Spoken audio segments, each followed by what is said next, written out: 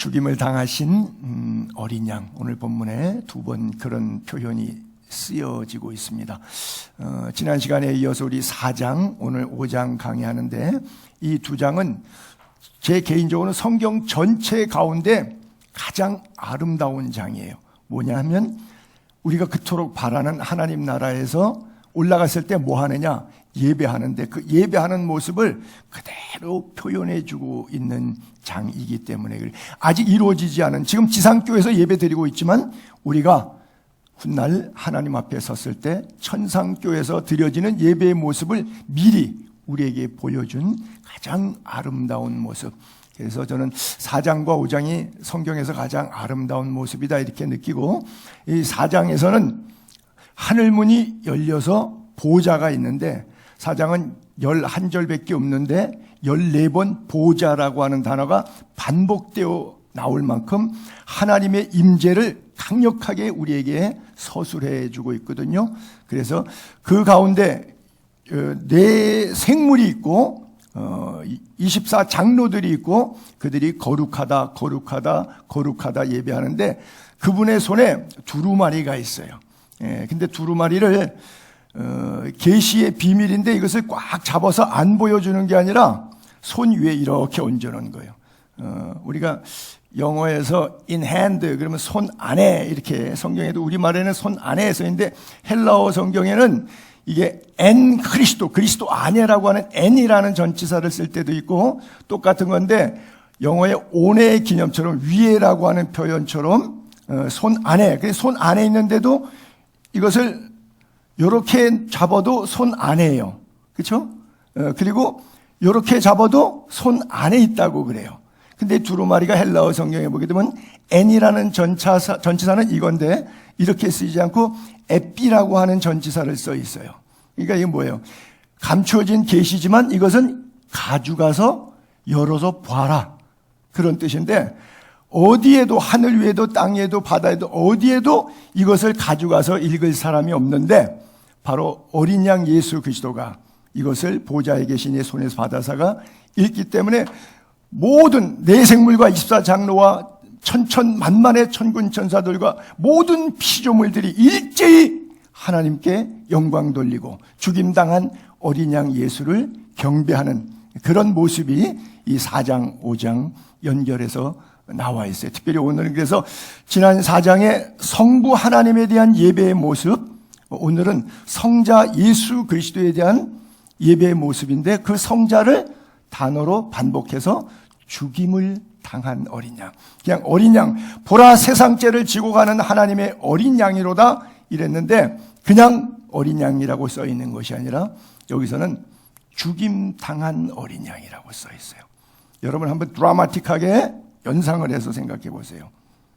길바닥에 짐승이 잡아먹어서, 동물의 왕국 같은 영화 잡아먹어서 죽어버렸어요. 뼈다구만 남았어요. 어린 양이. 그런 모습을 한번 연상해 보세요. 이게 예배하고 싶은 분위기입니까? 죽임당한 어린 양, 비참하고, 몰골이 그냥 흉악하고. 그런데 거기다가 예배하고 싶은 마음 드세요? 안 되죠.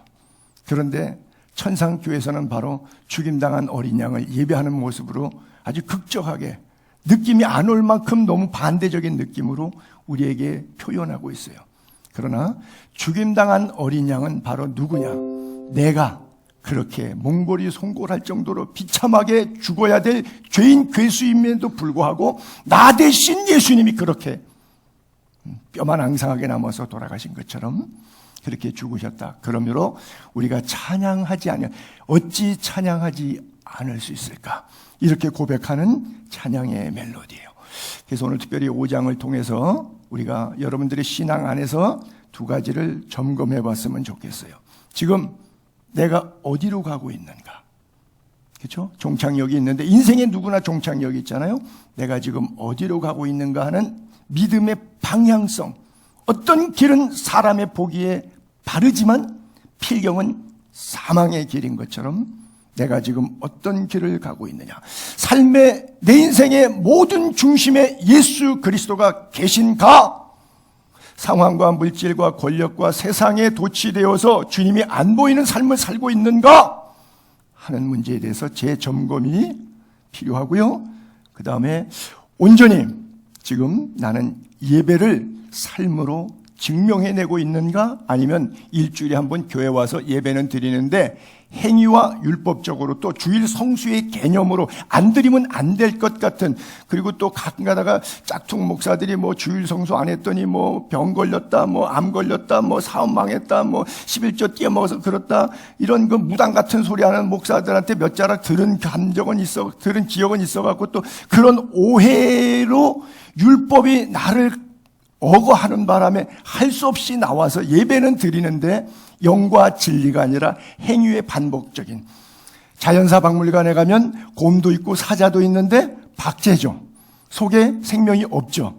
그런 것처럼 우리가 드리는 예배는 예배인데 나오시긴 나오셨는데 우리의 가슴 속에 신령과 진정으로 죽임당한 어린 양에 대한 예배의 천상교회 만 백성들의 모든 피조물들의 그 감동으로, 그런 은혜로 예배하고 있는가? 감사의 감격, 예배의 감격 우리 안에 있는가? 건성으로 율법적으로 예배하는가? 다시 한번 돌아보는 요한계시록 5장의 말씀의 강해가 될 수 있기를 바랍니다. 예배는 하나님한테만 하는 거예요. 예배를 사람을 위한 예배가 있어요. 참 가슴 아픈 건데, 박사학위 축하 예배. 목사들이 어디 가서 공부도 안 하고서는 뭐 대충 뭐 부목사한테 논문 쓰라고 부탁해 놓고서는 박사학위 가운 하나 뒤집어 입고서는 거창하게 서가지고 잘난 척 하려고 박사학위 축하 예배. 뭐 책 한 권 쓰고 도서 출판 감사 예배. 이거는 예배가 중심이 누구죠? 하나님이신가요? 아니죠. 이런 예배가 부지기수예요. 요즘에 특별히 선거철을 되다 보니까 뭐 어떤 후보는 뭐 건진법사 만나고 다니니 뭐 역술인이니 이런 얘기가 나오니까 그거 벗으려고, 나는 어렸을 때 꿈이 목사가 되는 거였다고 뭐 이러고, 뭐 대한민국의 대표적인 원로 김장한 목사님 찾아가서 뭐 몇 차례 만나서 뭐 기도받고 이런 것을 자꾸 내보내서 이쪽 표도 없고 저쪽 표도 없고 서로 경쟁적으로 대형교회, 사람 많으니까, 표 많으니까 대형교회 가가지고 뭐 쇼하고, 그렇죠? 성경책 이렇게 들고 가는데 가슴에 탁 끼고 하는데 평생 성경이 뭔지도 모르고 열어본 적도 없고 예배할 마음도 없는데 교회 가서 앞에 기자들 사진 찍도록 책 끼고 가서 앉아있는, 경쟁적으로 서로 양쪽 다 그런 모습들을 보면 성도들이, 목사들이 예배가 뭔지 모르니까 저렇게 예수 안 믿는 사람들도 예배 가지고 장난하는구나. 참 가슴 아픈 이야기입니다. 그렇죠? 또 심지어 이런 예배도 있어서 이런 예배가 있어서는 안 된다는 얘기. 제가 뭐 누구를 찍으라, 누구를 찍으면 안 된다는 그런 이야기로 요즘에 성에 예민하기 때문에 이렇게 오해할까봐 쓰기는 좀 뭐했는데, 제가 오늘 마침 5장의 예배에 관한 이야기를 하다 보니까 사람을 위한 예배가 아니라 온전히 하나님께만 집중되어야 된다고 하는 얘기예요. 뭐 직접 현수막에 이름이 써 있어서 조금 쓰기는 뭐했습니다만은, 이게 뭐예요? 교회에서 1년에 서리 집사는 1년직인데 그 서리 집사 됐다고 해서 본인이 시장이니까 시장 강당에서 이런 예배를 드리면 이것은 저 당사자는 제가 볼 때는 무죄입니다. 당사자는 무죄예요. 그러면 저런 행위는 누가 유죄냐? 목사들, 성남지역 목사님들이 유죄입니다. 왜? 예배가 뭔지 모르는 거예요. 그렇잖아요. 전 세계 초유에 없는 역사입니다. 이런 예배라고 하는 것은. 장로님, 권사님 항종직도 아니고 일개 서리 집사인데, 왜요?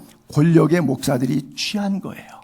그래서 나 시장하고 사진 같이 찍은 사람이야, 교인들 앞에 자랑하려고 이런 세레모니를 하는 거니까 하나님이 얼마나 통탄히 여기셨겠어요. 하나님이 얼마나 슬퍼하셨겠어요. 그래요. 오늘 예배를 타락시킨 것은 성도들이 아니라 바로 목사들인 것이죠. 그러니까 하나님의 말씀의 권위가 땅에 떨어져 있으니까 함부로 세상이 교회 예배 드려라, 드리면 된다, 몇 명만 드려라, 예배 드리지 마라, 너희 가운데 확진자 1명 나왔으니까 교회 예배당 문 잠궈라, 폐쇄해라, 아무도 못 들어간다, 들어가면 300만 원 벌금 때리고 들어온 교인들에게는 개인당 10만 원씩 벌금 때리겠다, 악! 소리 못하고 전혀 입술 한번 빵긋 못하는 그런 세대가 됐어요. 심지어 요즘에 정치적 예민한 얘기지만 목사들이 지지 선언해요. 이 당에 지지 선언하고 저 당에 들어가서 지지 선언하고. 아니요. 공산국가 속에서도 하나님은 예배 받으십니다. 사회주의 정부가 되든 자유시장 경제가 되든 어떤 상황이든 역사의 수레바퀴는 하나님의 손에 있어서 주 뜻대로 하옵소서. 내 뜻은 이것이지만 내 뜻대로 마옵시고 주 뜻대로 하옵소서라고 겟세마네에서 기도하셨던 것처럼 역사의 주관자이신 하나님 앞에 우리가 겸손히 다시 내려앉아야 돼요. 그렇게 하나님을 두렵게 떨며 예배하지 않으니까 세상이 우리를 가지고 노는데도 그 권력에 도취되어 있는 목사들이 예배가 뭔지 모르는 상태에 살아가잖아요. 어차피 세상 권력은 부패한 겁니다. 그래서 정권이 바뀌면 또 감옥하고 또 적폐라고 하는 단어는 쓰기는 적폐라고 쓰지만 사용은 어떻게 해요? 숙청으로 사용을 하죠. 그것은 이쪽이든 저쪽이든 그 누가 잡아도 세상 권력은 똑같은 겁니다. 그 누가 다를까요? 아니요. 여러분들 당이 몇 번 바뀌고 정권이 몇 번 바뀌었지만 기대한 대로 반대가 제대로 잡힌 적이 단 한 건 있었습니까? 없지요. 앞으로 있을 것이라고 기대하십니까? 이쪽이 되면 더 좋아질 거고 저쪽이 되면 더 나빠질 거라고요? 천만에. 저는 절대 그렇게 믿지 않습니다. 어떤 상황 속에서도 여러분이 하나님한테만 집중되어 있을 수 있게 되기를 바랍니다. 참된 예배자로만 설 수 있게 되기를 바랍니다. 왜? 우리 생명의 주인은 하나님이에요. 시간의 주인도 하나님이에요. 역사의 수레바퀴를 돌리시는 분도 하나님이시기 때문에 그래요. 중요한 것은 내가 어떤 모습으로 하나님 앞에 쓸 거냐는 거예요. 내가 북한 땅에 태어났던 남한 땅에 태어났던 내가 어떤 모습으로 예배하다 어떤 모습으로 하나님 앞에 설 것인가. 좀 표현이 과한 극단적인 이야기일런지 모르겠는데 결국 저도 죽고 여러분 다 죽어요. 그런데 마지막 모습 어떤 상태에서 하나님 나라 가고 싶으세요? 예배하고 찬양하는 모습 속에서 하나님 앞에 부름받고 싶습니까? 죄송합니다. 이렇게 표현해서 그냥 극렬하게 예화는 교통사고로 길에서 하나님 앞에 가고 싶습니까? 요양병원에서 10년째 기저귀 차고 있으면서 하나님 나라 가고 싶습니까? 어떤 모습으로 여러분들의 마지막 모습 어떤 모습으로 하나님 앞에 서고 싶습니까? 그날은 반드시 오는데 어떤 모습으로 하나님 앞에 서고 싶습니까? 나는 하나님께 기도합니다. 예배자의 모습으로 살다가 하나님 앞에 가기를. 여러분들도 마찬가지 예배자의 모습으로. 그리고 난짝 옮겨지면 거기서도 뭐 하는 거예요? 천상 예배하는 거예요. 거룩 거룩 거룩. 우리 하나님 전능하신 하나님 예배할 수 있게 되기를 바랍니다. 그래서 리턴 돌아가시기를 바랍니다. 다운 밑으로 내려가는 것이 아니라 지옥으로 가는, 천상에서 하나님이 보내서 온 생명이 하나님의 뜻대로 살지 못하고 마귀한테 속아가지고 지옥으로 내려가지 말고 나를 부르신 하나님, 나를 보내신 이도 하나님, 그 하나님의 영광을 위하여 살다가 삶 전체가 예배가 되어 있다가 주일날 교회 와서 예배하고 일주일 동안은 가정, 경제, 친구, 직장 생활이 예배의 삶이 되다가 일생이 주님을 찬양하며 살다가 우리에게 주어진 시간과 물질과 건강과 재능과 인맥과 모든 것들을 탤런트를 동원해서 하나님의 영광을 위하여 멋지게 살다가 멋지게 부름받게 되기를 바랍니다. 본문 1절은 그렇게 시작했죠. 내가 보내 보좌에 앉으시니 오른손, 성경책 두루마리 파피루스 둘둘둘 말아갖고 있는 책 7인으로 봉하여져 있는데 큰 천사가 큰 음성으로 누가 이 두루마기를 펴서 다 내용을 공개해 줄 수 있겠느냐. 그러니까 아무도, 내 생물도 24장로들도 천사들도 아무도 그것을 펴거나 보거나 할 사람이 없다 그래요. 그리고 두루마기를 펴거나 보거나 할 만한 사람이 없어갖고 사도 요한이 하고 막 크게 울어요. 그랬더니 24장로 중에 한 사람이 울지 말라. 왜? 이거 펼 사람이 이제 등장할 거다. 유다지파 다윗의 뿌리가 이겼다. 예수 그리스도 십자가를 통해서 사망 권세 깨치시고 부활하셨다. 그래서 감추어졌던 비밀인 이 계시의 말씀 두루마리에 있는 글 7인 하나 되시리라. 그래서 다음 주 6장부터 7가지 인들이 하나씩 떼어지고 오라 그러고 백마가 나오고 오라 그러고 검은 말이 나오고 그때마다 하나님께서 행하실 일들에 대한 스토리들이 쭉 거기에 써 있어요. 저는 여기다 파란색에다가 크게 울었더니 또 울지 말라 썼는데 여러분은 왜 우십니까? 돈 때문에 우십니까? 사람 때문에 우십니까? 왜 우십니까? 아이고 내 인생이야, 아이고 내 팔자야, 서러워서 우십니까? 사도 요한은 왜 울었는가 생각해 보니까 하나님의 말씀이 임했는데 말씀을 이해할 길이 없어서 이걸 누가 열어서 들려주고 강해해주고 설명해줘서 이해를 해야 되는데 마치 사도행전 8장에 간닥의 여왕을 맡은 이티오피아 내시가 이사야서를 읽지만 깨닫게 해주는 사람, 들려주는 해석해주는 사람이 없어가지고 답답했던 것처럼 그때 흐르는 눈물, 장희빈의 눈물 같은 눈물이 아니라 정말 하나님의 거룩한 소명을 이루고 주 뜻대로 살아야 되는데, 즉 예배의 갈급함, 말씀의 부족함, 하나님의 말씀을 더 가까이 하고 싶은 마음, 송이꿀보다 더 느껴지도록 말씀을 가까이 하는 은혜가 없음에 대해서 자책하는, 여러분 꼴찌하는 학생은 성적이 떨어져도 꼴찌해도 감각이 없어요. 그 뭐 아쉬워하질 않아요. 근데 1, 2등 하던 애들은요, 성적이 5위 10위권으로 떨어지면요 엄청 열받고 막 여학생들은 막 시험지 엎어놓고 모르는 답안 나왔다고 엎어져 갖고 막 울고불고 난리가 납니다. 모르면. 여러분 혹시 그런 감정이 있어요? 하나님 말씀에 대한 깨달음이 없어서 내가 말씀대로 살고 싶은데 말씀을 읽은 것도 없고 예배를 드린 적도 없고 기도를 해본 적도 없어서 어떻게 해야 좋을지 몰라서 내 인생을 붙잡고 하나님 살려달라고 그렇게 울어본 적이 있어요. 나는 이런 눈물이 여러분에게 있기를 바랍니다. 근데 울지 말라 그래요. 그러나 그 눈물, 흐르는 눈물을 닦아줄 수 있는 분이 오직 예수 그리스도예요. 그래서 요한계시록 21장에 보면 천상에 올라갔을 때 다시는 사망이 없고 곡하는 것이나 애곡하는 것이 있어요 없어요? 없다 그랬어요. 왜? 주께서 우리의 눈물을 친히 닦아주시기 때문에.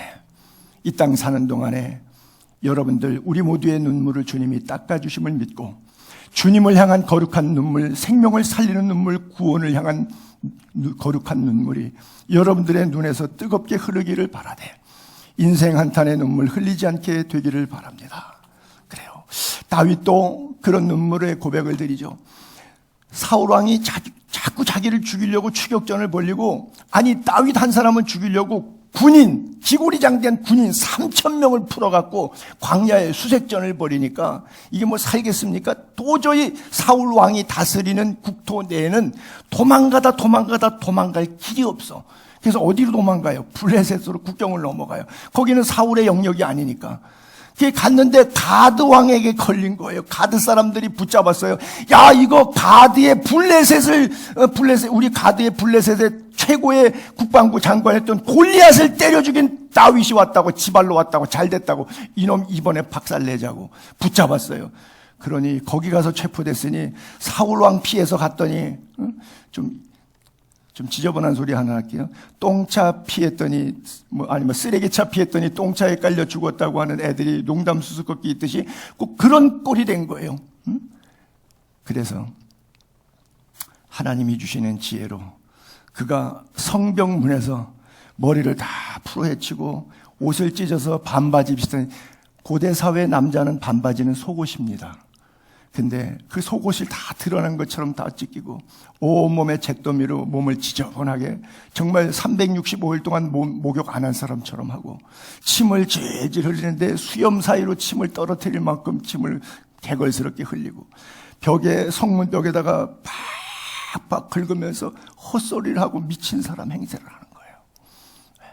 속 사람은 너무 멀쩡한데 가슴이 아파서 울면서 하나님께 기도하면서 쇼를 하는 거예요. 왜? 생명을 살아남기 위해서. 그랬더니 가두왕이 손에 피 묻힐 것 없다. 내가 저런 미친놈을 무슨 원수 갚는다고 손대겠냐. 냅둬라. 저렇게 미치광이로 광야에 떠돌다가 살게 냅둬라. 그래서 생명을 구원했어요. 그때 다윗이 지은 시가 바로 이 시편 56편입니다. 나의 눈물을 주의 병에 담으소서. 여러분들도 눈물병 하나씩 이제 가지고 계시기 바랍니다. 제가 사진 올릴까 하다가 안 올렸는데 암피폴리 박물관에 가면 고대 사람들이 눈물을 담았던 B컵이 있어요. 이렇게 둥글게 돼갖고 안에 B컵인데 이렇게 대고서는 울어가지고 거기다가 눈물을 받았어요. 실제 눈물병이라는 게 있거든요. 근데 나의 눈물을 내 병에 담는 게 아니라 주님 가슴에 담으소서 그거예요. 여러분들의 기도가 주의 가슴에, 주의 고막에, 주의 심장에 담겨짐을 믿으시기 바랍니다. 다윗이 그렇게 고백해요. 내 눈물 주의 병에 담으소서. 이거 주님 책에 기록되지 않았습니까? 내가 아뢰는 날에 기도할 때 내 원수들이 물러가리니 이것으로 하나님이 내 편이심을 내가 아나이다. 내가 하나님을 의지하여 그의 말씀을 찬송하리이다. 이 강력한 기도를 통한 놀라운 찬송의 은혜가 여러분 모두에게 있기를 바랍니다. 거룩한 눈물, 예배의 눈물, 감사의 눈물, 절대 인생 한탄이나 원망의 눈물이 아니라 기쁨과 감사의 눈물이 날마다 흐르기를 바랍니다.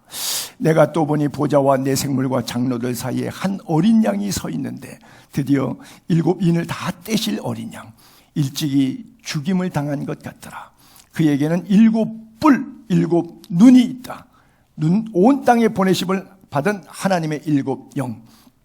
그 어린 양이 나와서 보좌에 앉으신 오른손에서 두루마기를 탁 취하시니까 두루마기를 취함에 네 생물 24장로들이 탁 엎드려. 그리고 크로마 하프, 서양에는 검은고가 없잖아요. 한국에는 하프가 없고, 그렇죠. 그래서 번역본이 검은고라고 나왔는데 실제적으로 요즘에 검은고도 서양 악기도 동양 악기도 우리 한국에 다 있으니까 원어로 말하면 저게 이제 크로마 하프입니다. 하프. 그 다음에 향이 가득한 대접인데 그릇 안에 연기가 자욱해요. 향이 자욱해. 이게 뭐냐? 그 향을 성도의 기도라. 이렇게 표현해 주고 있어요. 여기에 죽임당한 어린 양이라고 표현되고 있어요. 그리고 그 어린 양의 모습이 조금 이상하게는 표현됐어요. 상징적으로 뿔이라고 하는 것은 권능을 상징하는 거예요. 전능하심.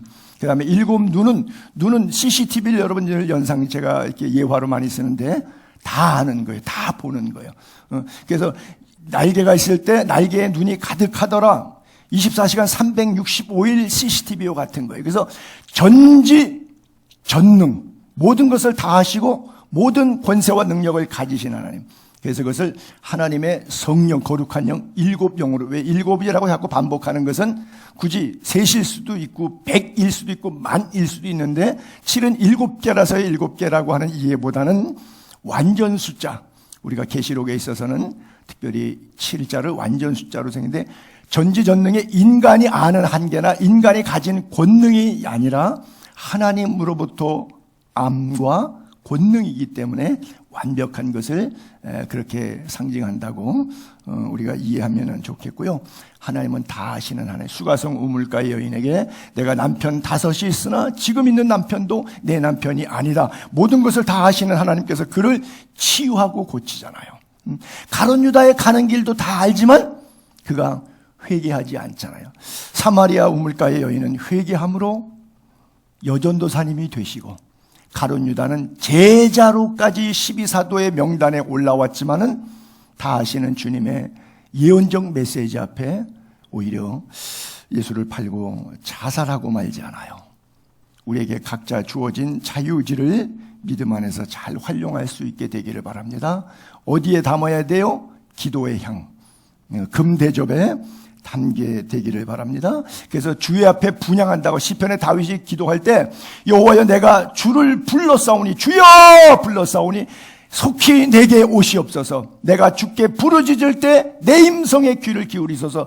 나의 기도가 마치 주님 앞에 분향함과 같이 되게 해달라는, 내가 손드는 것, 아침 저녁으로 제사 기도하고 손을 들고 너희는 거룩한 손을 들어 기도하라 그랬잖아요. 그 표현이죠. 여호와여 내 입에 파수꾼을 세우시고 내 입술의 문을 지키소서. 여러분, 다윗은 왕이에요. 한마디 하면 끝나는 거예요. 그래서 입을 조심할 필요도 없는 사람이에요.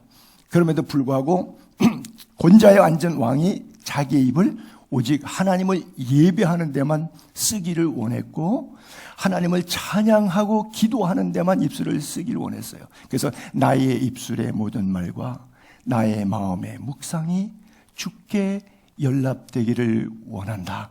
이것이 다윗의 일생의 고백이었어요. 여러분들의 입술 어떻게 사용하십니까? 한 입에서 단물과 쓴물이, 찬송과 저주가 나오면 아니 되시죠? 여러분들의 평생의 입술에 성령께서 기름 부어 파수꾼을 세워주시고 입술의 문을 성령이 지켜주셔서 기도하는 입술, 찬양하는 입술, 복음을 증거하며 전도하는 입술로만 쓰임받게 되기를 바랍니다. 다른 천사가 또 제단 곁에 서서 금향로를 가지고 많은 향을 받았는데, 이 향은 뭐냐? 모든 성도의 기도와 합하여 어디로 가느냐? 보좌 앞, 하나님 앞에 금제단에 드리고자 함이라. 향연이 성도의 기도와 함께 천사의 손으로부터 어디로 가느냐? 하나님 앞. 그렇죠? 보좌 앞, 하나님 앞. 오늘도 구하라 주실 것이요, 찾으라 찾을 것이요, 문을 두드리라 그리하면 너에게 열릴 것이라 말씀하시는 하나님께서 우리의 기도를 반드시 들어 응답하심을 믿으시기 바랍니다. 어떤 사람은 기도해놓고 혹시나 하고 잘 안 믿어요. 정욕대로 쓰려고 잘못 구하는 기도는 하나님께서 안 들어주신다고 말씀하셨지만, 너희는 먼저 그의 나라와 그의 의를 구하라 말씀하셨거든요. 하나님의 영광을 위한 거룩한 결단이 여러분들의 입술의 고백 속에 기도로, 그리고 곡조 있는 기도인 찬양으로 올리워져 가게 되기를 바랍니다. 날마다 기도하고 날마다 찬송하고, 그렇죠? 기도는 반드시 응답되기 때문에 주님이 로마서에 그랬거든요. 그 아들까지도 아끼지 아니하시고 다 내어주시니가 어찌 너희에게 그 무엇 원하는 것 주시지 않겠느냐 말씀하셨잖아요. 그 하나님께 늘 부르짖게 되기를 바랍니다. 그리고 그 기도하는 사람, 왜 찬송가는 곡조가 있는 기도라 그랬잖아요. 그 기도가 메아리가 돼서 삶이 찬양으로 고백되는 것이 오늘 이제 9절 10절에 그들이 새 노래를 불러요. 뉴송 뭐 이렇게 표현했는데, 두루마리 하나님 말씀을 가지고 그 은봉대기에 합당하시도다. 일찍이 죽임을 당하사 각 족속, 방언, 백성, 나라 가운데 사람들을 예수 십자가의 보혈로 값주고 피값으로 사서 하나님의 자녀의 자리로 이끌어 올리신 분, 사탄의 자녀가 아니라 하나님의 자녀로 익스체인지, 예수 그리스도의 피 보혈로 말미암아 그들로 우리 하나님 앞에서 나라와 제사장들을 삼아 주셨다. 그들이 땅에서 왕노릇 하리로다 하더라 그랬어요. 예수 그리스도의 피로 구원받은 성도들이 부르는 노래를 새 노래라 그래요. 여러분 삶 속에 늘 새 노래가 있기를 바랍니다. 이제 14만 4천 얘기는 이제 7장 가서 조금 더 설명될 텐데, 14장에 보면 이런 구절이 있어요. 보좌 앞에, 하나님 앞이죠. 내 생물 24장로들 앞에서 새 노래를 불러요. 누가 불렀느냐? 어떤 사람들이 부르느냐? 예수 믿고 구원받은 성도들, 속량함을 받은 14만 4천 밖에는 능히 이 노래를 배울 자가 없더라. 예수 안 믿는 사람은 찬양 못한다는 얘기. 예수 믿고 구원받은 사람이라야 찬양이 뭔지 아는 거지. 예수 안 믿는 사람이 정치적으로 쇼하려고 성경책 들고 교회 간다고 해서 그게 예배가 되고 찬양이 되냐? 하나님은 안 받는다는 거예요. 영과 진정으로 구원받은 사람이 구원의 감사로 드리는 예배를 하나님이 받으신다는 거예요. 이 사람들은 여자와 더불어 더럽히지 않고, 네 가지 단계를 썼는데, 여자와 더불어 더럽히지 않고 순결한 자, 두 번째는 어린 양이 어디로 인도하든지 따라가는 자, 순교의 자리까지도 주님과 동행하고 말씀을 실천하는 사람, 그 다음에 속량을 받아 처음 익은 열매로 하나님과 어린 양에게 속한 자, 어디에 속했냐? 여러분들의 소속, 마귀의 자녀인지 하나님의 자녀인지 성전에 속한 자인지 그렇지 아니한지 소속을 분명히 하시고요. 그 입에 거짓말이 없고 흠이 없는 자들이더라. 거짓의 원흉은 사탄이죠.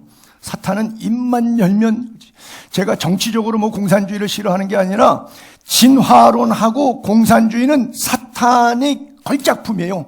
200년 전에 다윈의 진화론을 통해서 200년 동안 인간을 장악하고 있고요. 100년 전에 1917년 볼셰비키 공산혁명으로 공산주의 사상이 지구의 40%를 유물사관으로 장악하고 있어요. 요즘에 뭐 우크라이나 사태도 여러분들이 보시지만 절대 진화론은 생명이 아니에요. 근데 거기서 생명의 기원이라고 말하고 있잖아요.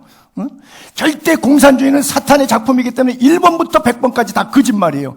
공산주의가 얘기하는 평화, 그거를 믿는 사람은 정말 바보예요.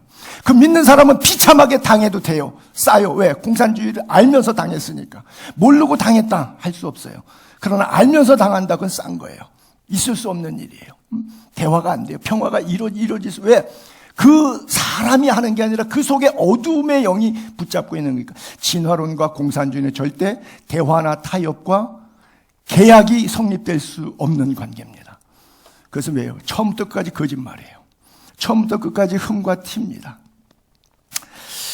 새 노래로 그리스도의 보혈을 믿고 의지해서 구원받은 성도들 14만 4천 명이라고 이렇게 표현하고 있는데, 찬송가 338장에도 내 일생 소원은 늘 찬송하면서 주께 더 나아가기 원합니다. 늘 찬송하며 주님께 한 걸음 한 걸음 더 가까이 나아가는 성도님들 되시기 바랍니다. 자, 또 마지막 토막에 이제 11절부터 14절까지 보면 내가 또 보고 들으매 보자, 생물들, 네 생물들, 24장로들이 둘러선, 거기에 장로들하고 주변에 쫙 둘러섰어요. 많은 천사들의 음성, 찬송을 부르는데 그 천사들의 수가 만만이요 천천이라. 여러분, 가끔 가다가 핸델의 메시아 같은 거 큰 대형교회에서 한 5천 명씩 앉았는데 5천 명이 찬양을 부르면은 진짜 감동입니다. 그 자체에 막 눈물이 흐르고 권능의 주가 나를 다스리는 느낌이 오고 영으로부터 할렐루야 주님 찬양한다는 울림, 소리가 장엄할수록 사람이 많이 찬양.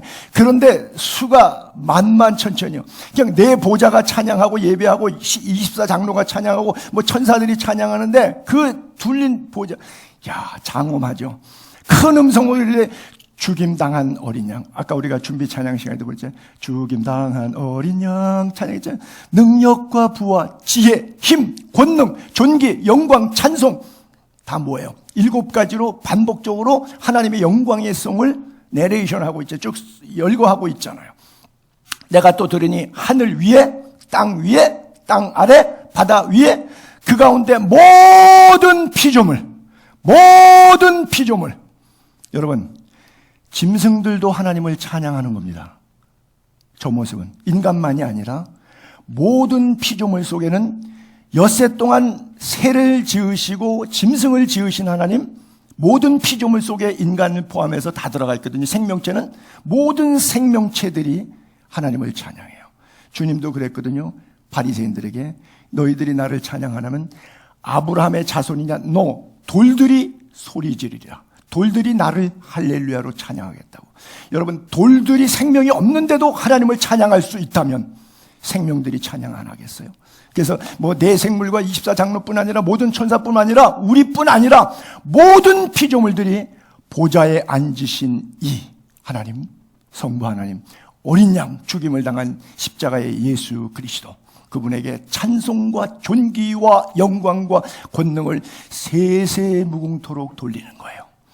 내 생물이 보좌 가장 측근이니까 아멘, 아멘, 아멘 하고 24장로들이 뺑 둘러서 경배하고 있는 이런 모습, 천상교회 예배 모습. 두루마리를 펼 사람이 없어서 엉엉 울고 있던 장면에 급 반전돼서 너무 감격스러운 천상에 열려진 예배 모습인데, 어떤 교회 벼랑바닥에 가니까 제가 18년 전에 방문했던 나라의 교회 벼랑바닥에 보니까 지금 이게 잘 안 보이는데, 이게 바로 그 장면을 묘사해서 교회 벽에다가 벽화를 그렸더라고요. 그래서 제가 그때 이 나라를 18년 전에 가갖고 너무 멋있어서, 야, 이거 요한계시록 4장, 5장을 연상하면서 가운데 보좌를 놓고 수없는 천사들, 장로들, 주의 택한 백성들, 모든 피조물들이 천상에서 예배 드리는 모습을, 저 사람을 구름 위에다가, 그러니까 천상 예배니까 구름을 바닥에 깔아가지고 가운데 보좌를 놓고 이렇게 그렸는데 이게 너무너무 은혜가 되더라고요. 이 교회가 건물이 이게 정면이에요. 그 좌우로 이런데 정교회의 모습인데요. 저게 이제 교회 모습이고요. 이게 교회 본당 들어가는 입구, 그 안에도 그렇고 아주 비잔틴 성화 아름다운 모습들이 참 많죠. 이 나라가 어디냐? 우크라이나예요. 18년 전에 제가 가서 직접 찍었는데 그 사람들이 이제 소련으로부터 독립해서 더 이상 우리가 전쟁을 원하지, 체르노빌이 있는 나라가 바로 그 나라예요. 오렌지 혁명, 그 엄지 혁명이라 오렌지 혁명 일으켜서 민주화했던 나라가 바로 저 나라입니다. 그래서 민주주의로 탈바꿈하려고 그러는데 공산주의의 우두머리인 푸틴이 허락을 지금 안 하는 거죠. 그래서 지금 이 전쟁 박물관에 갔더니 그 탱크 다 예쁘게 파스텔 톤 컬러로 색칠해갖고 애들이 그리고 막 올라가서 뛰어놀고, 또 어린애가 그 전쟁 기념 박물관 부조해서 그냥 기념사진 찍고. 그런데 지금은 저게 현실이 됐잖아요. 사실이 되잖아요. 저 총구가 얼마나 무서운 게, 저거는 이제 놀이터에 가서 기념박물관에 가서 사진 보면서 피크닉하는 장소인데 저 장소에 나타난 현실 그림이 현재의 모습이잖아요. 시내의 모습이고요. 아주 너무 이쁘고 화려하고요. 평화롭습니다. 여기에 이제 거리에 보게 되면 그 사람들이 그림을 주어서 집에, 웬만한 집에 한 20, 30개 이상 다 그림이 걸려 있어요. 이쪽 사람들이 그림을 얼마나 좋아하는지, 그 뭐예요? 꿈과 낭만이 있는 사람들이에요. 그림을 사랑하는 사람들. 그래서 거리에도 끝없이 그냥 그림 파는 가게가 저렇게 많이 있고요. 저렇게 즐겁게 한가롭게 보내고, 거리에도 아가씨들 내가 카메라 대니까 막 더 좋아갖고 일부러 웃어주고 막 그러더라고요. 제가 좋아서 웃어준 건 아니에요. 또 우리 교인들은. 지금 이 사람들이 저 웃음이 눈물이 되고 있겠죠. 얼마나 가슴 아픈 일이에요. 그렇죠? 엊그저께 우리 우크라이나에서 기도하자 그랬는데 키예브에 모여서 날마다 기도하는 거예요. 주의 백성들이. 천상 교회의 그림을 벽화의 교회에 그려놓고 예배하던 그 사람들. 그런데 하나 꼭 맞지는 않지만 제가 그냥 영적인 의미를 하나 굳이 거기다가 조금 넣는다 그러면, 이 공산주의와 손잡은 교회는 힘들 수밖에 없어요. 교회가 공산주의에 항복하고 공산주의와 손을 잡았어요. 정교회가. 좀 심하게 말하면 그렇진 않으리라고 생각하지만, 공산주의와 손잡으면 그 민족을 하나님이 떠나시고 그 교회를 하나님이 떠나실 수밖에 없어요. 왜? 그리스도와 벨리알이 조화할 수 없고 빛과 어둠이 함께 공존할 수가 없기 때문에. 여기에 물이 있어요. 가득 찼어요. 여기에다가 오렌지 주스를 부으면 어떡할까요? 들어갈까요? 들어갈 수가 없는 것과 똑같은 원리예요. 그들의 영혼 속에. 그래서 그들이 다시 무릎을 하나님 앞에 꿇습니다.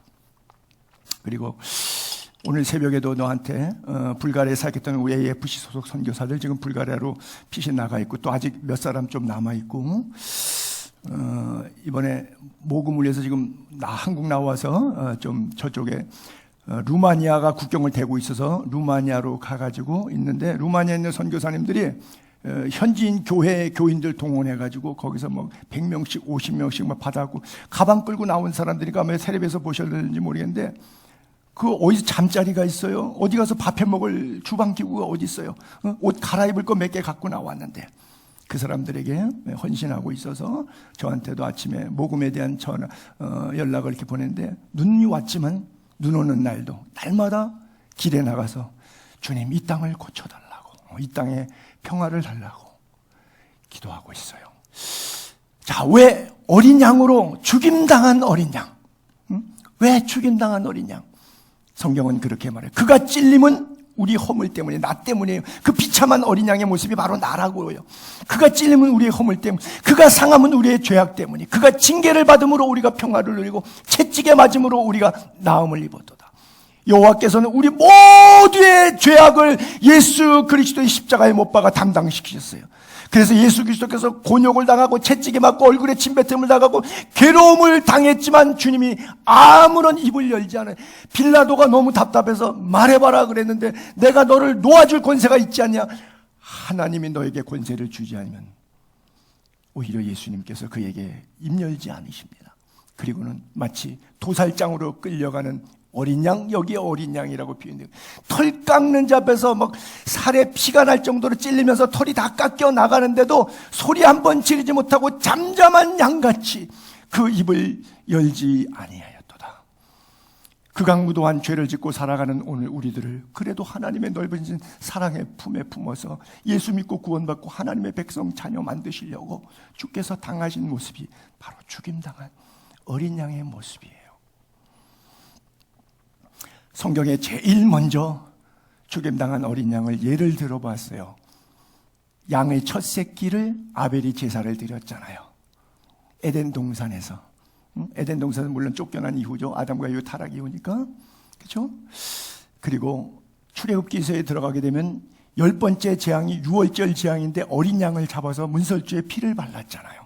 이스라엘 온 회중에게 말하이르라 이달 열흘에 너희 각자 어린 양 한 마리씩 다 잡아라. 그리고 그 피를 양을 먹을 집 좌우 문설주와 인방에 바르고 피가 묻은 집은 죽음의 사자가 패스오버 하도록 이것이 여호와의 유월절이니라 그랬어요. 여러분, 우리의 왕, 영원한 메시아, 완벽한 구원자, 그리고 생명의 창조주 하나님을 좀 멋있게 표현했으면 좋을 텐데, 동물 가운데서도 동물의 왕은 사자잖아요. 사자. 하늘에서는 독수리가 왕이잖아요. 뭐 이런 모습으로 해야 되는데 가장 연약한 죽임당한 어린 양으로 표현했어요. 상상을 해보세요. 이사야에서도 그렇게 고백했잖아요. 연한 순 같고 마른 땅에 뿌리 같고, 여러분 땅이 말라갖고 뿌리가 뽑히면 그 뿌리가 생명력이 있어 보여요?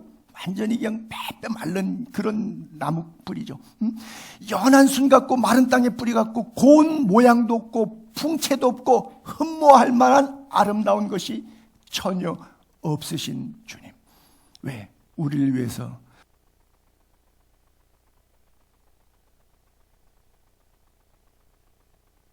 십자가의 길임을 믿게 되기를 바랍니다.